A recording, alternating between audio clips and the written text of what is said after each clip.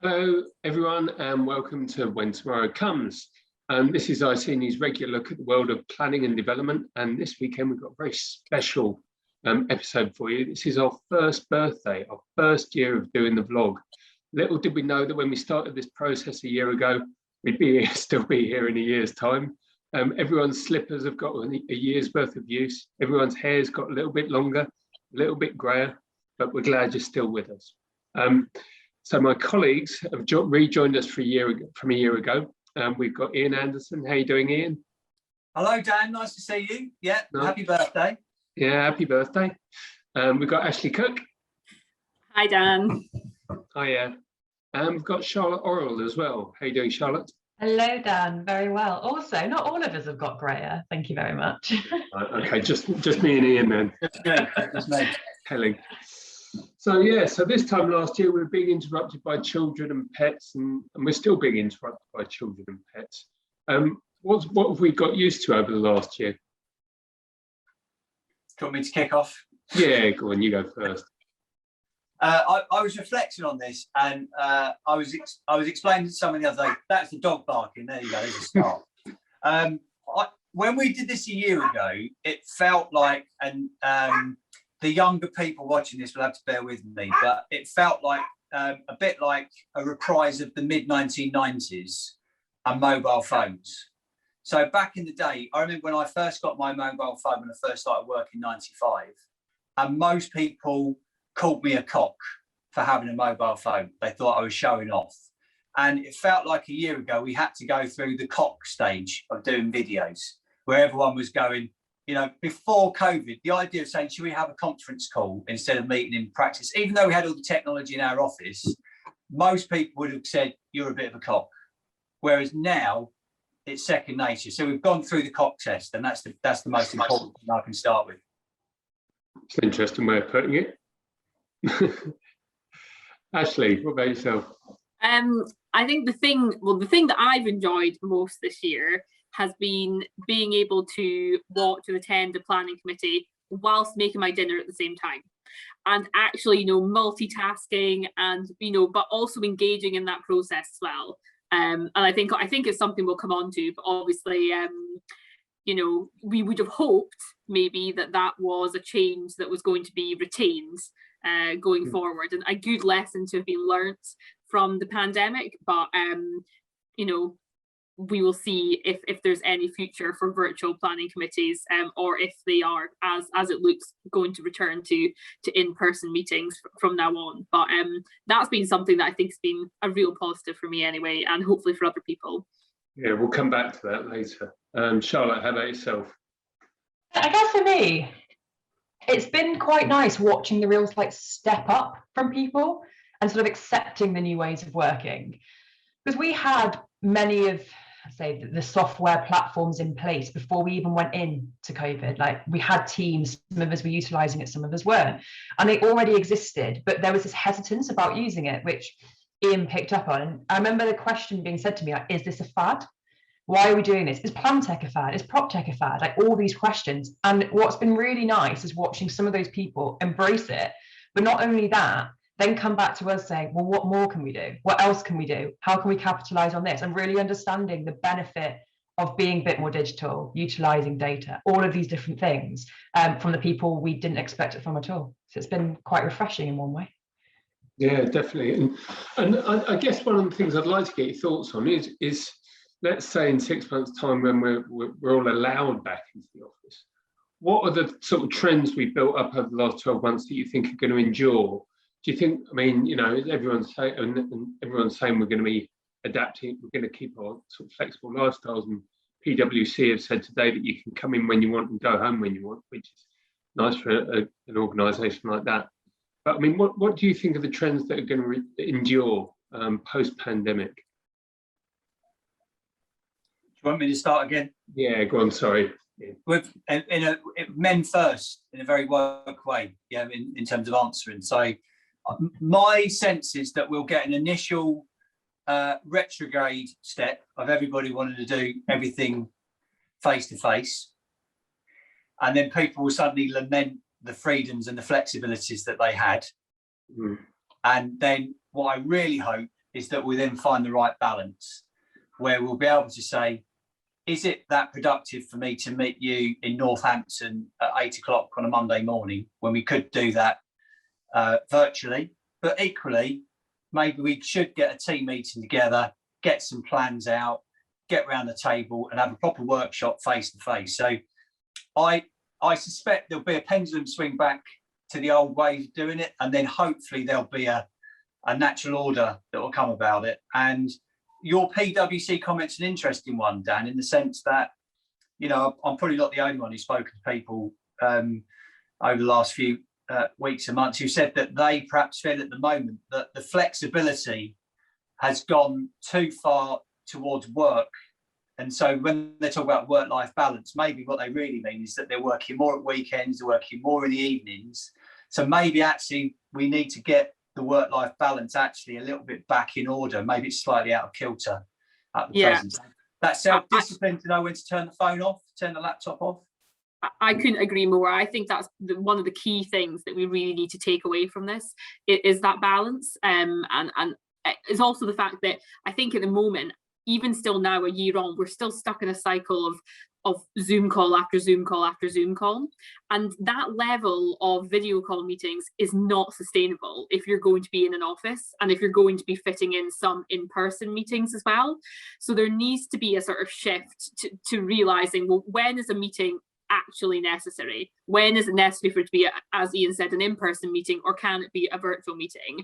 And I think that it is probably a little bit down to each individual to take control a little bit themselves and, you know, put some constraints on and say, look, we can't have people working, you know, meeting after meeting after meeting back to back non-stop throughout the day, and then also having to pick it up at the weekend as well.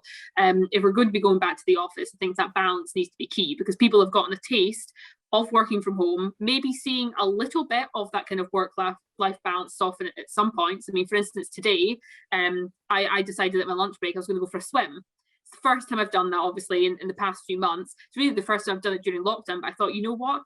All the swim slots are gone, why not? I'm at home, I'm 5 minutes from the pool. And I think it's those sort of things that should be a real positive that's come out of lockdown. People should be able to do that. You shouldn't feel bad about having to step away from your desk for an hour over lunch, or to leave an hour early to go away and do something that's important to you and important to your sort of, you know, your health and your life balance.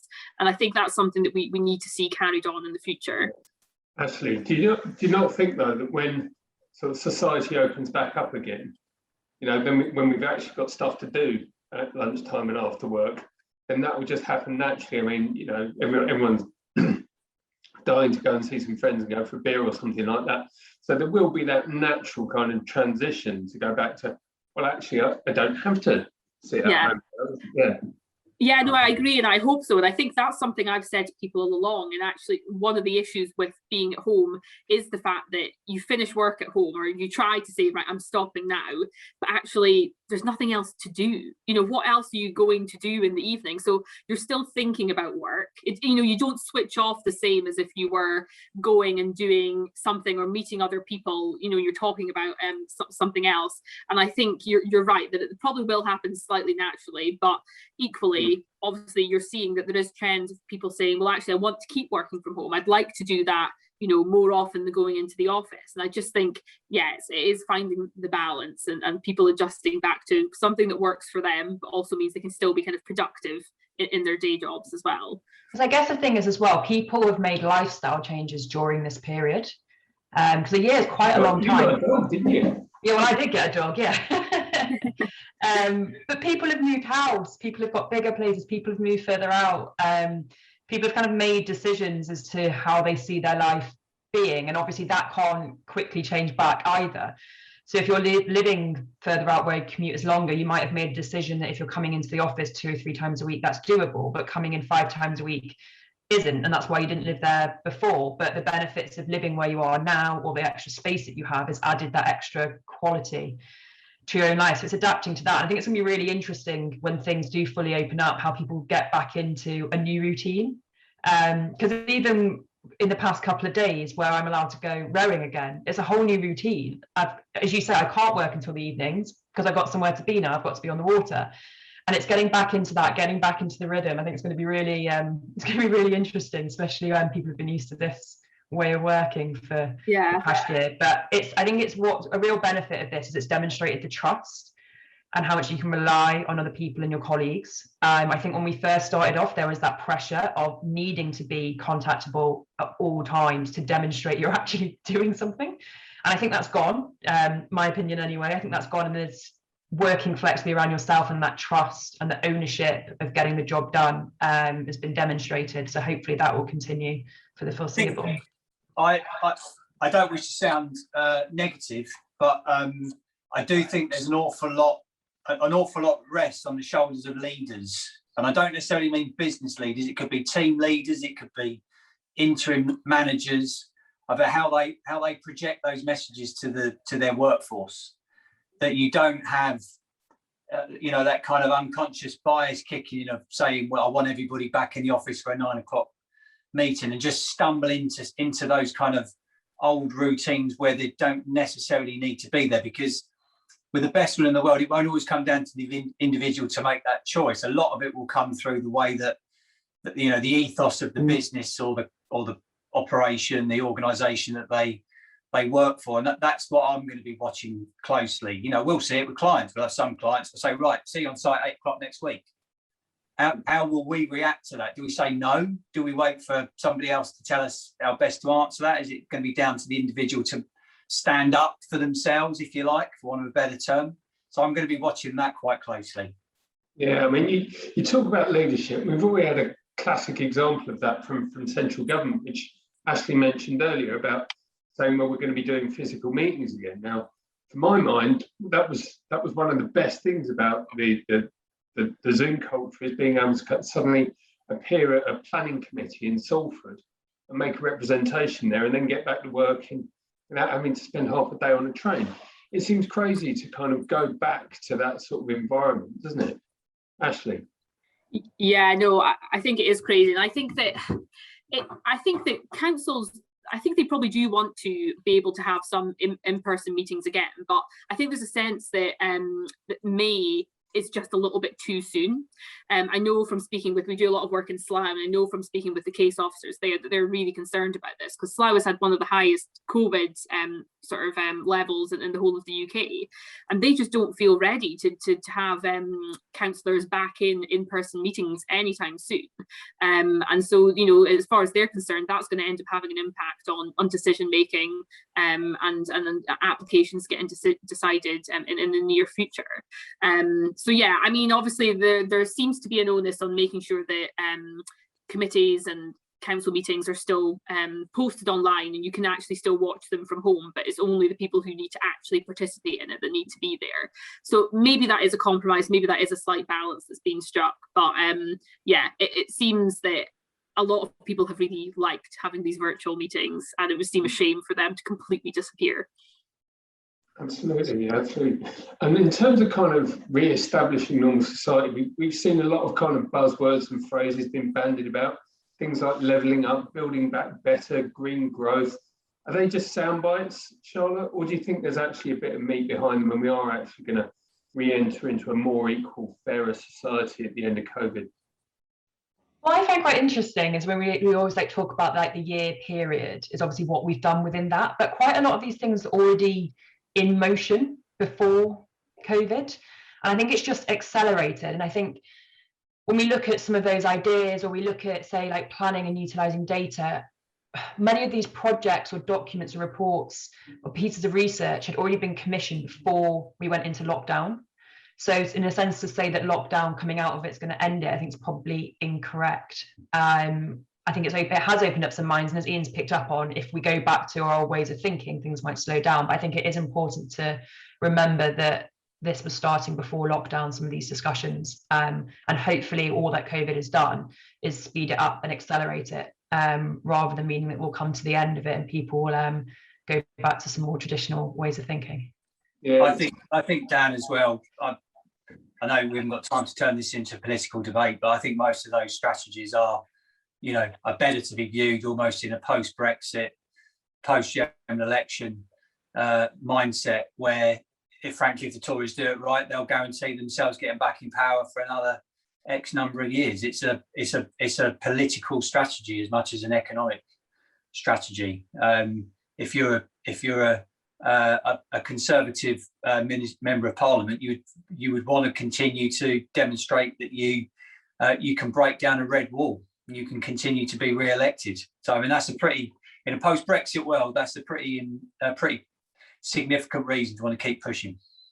It really is, and you know, when you look at the kind of COVID maps of Britain, it really highlights the social divide between the working from home south, where COVID levels have abated, and the actual manufacturing sort of sector where people need to go and work up north, where they haven't quite so much. And it's not so much an issue of kind of location, but it really highlights those disparities in society. So we're going to finish up now. I want you to give me one thing that you're not looking forward to. I'm going to start with having my nose in someone else's armpit on a crowded train. I'm going to, honestly, wearing like dresses every day to work and tights. It's just so restrictive, you know. Yeah, I think that's definitely something. It's quite comfortable at home, you know. I'll give it about a week before I moan about how busy it is and how annoying it is having to queue at the bar, or queuing to get on a train, or queuing to get into the football, queuing. I guarantee I'll be moaning about things within a week. Typical with me, it's going to be food related. I'm quite enjoying having, you know, a good solid breakfast at home. Having my bowl of porridge back in the office is going to be quite dull, isn't it? All right, brilliant. Guys, thank you very much for joining us. Charlotte, Ian and Ashleigh, we'll see you again next time. Thank you. See you next year. Thanks, Dan.